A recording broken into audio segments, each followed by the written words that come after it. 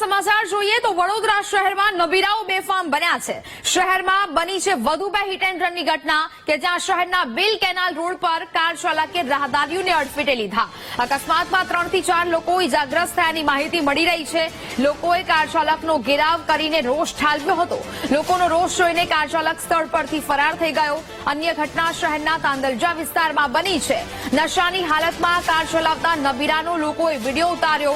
કારમાં દારૂની બોટલ પણ જોવા મળી હતી। તો હવે જે પ્રકારે એક બાદ એક ઘટના વડોદરામાંથી સામે આવી રહી છે કે જ્યાં શહેરમાં નબીરાઓ જાણે કે બેફામ બન્યા હોય તે પ્રકારે કાર ચલાવી રહ્યા છે ને જેને લઈને એક બાદ એક અકસ્માતો થઈ રહ્યા છે। સંવાદદાતા માનુ ચાવડા ફોન લાઈન પર જોડાયા છે।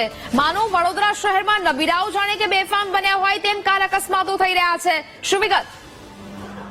નેહા, પરમ દિવસે રાત્રે ઘટના બની અકસ્માતની, એમાં મહિલાનું મોત થયું। ગઈ રાત્રે વધુ બે ઘટના હિટ એન્ડ રનની બની। બિલ કેનાલ રોડ ઉપર કાર ચાલકે રાહદારીઓને અડફેટે લીધા।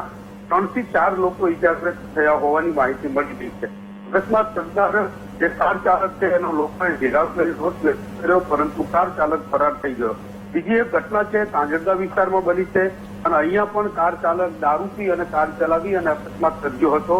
લોકોએ કાર ચાલકને પકડ્યો ત્યારે એની કારની અંદર દારૂની બોટલ પણ જોવા મળી હતી। એટલે વડોદરામાં વધુ બે જે ડ્રિંક એન્ડ ડ્રાઈવના કેસ છે બહાર આવ્યા છે। દિન-પ્રતિદિન નશો કરી અને કાર ચલાવી અને લોકોના જીવ જોખમમાં મૂકી રહ્યા છે અને આ ઘટના વધુ બે ઘટનાઓ છે આજે રાત્રે પ્રકાશમાં આવી છે। જી નેહા।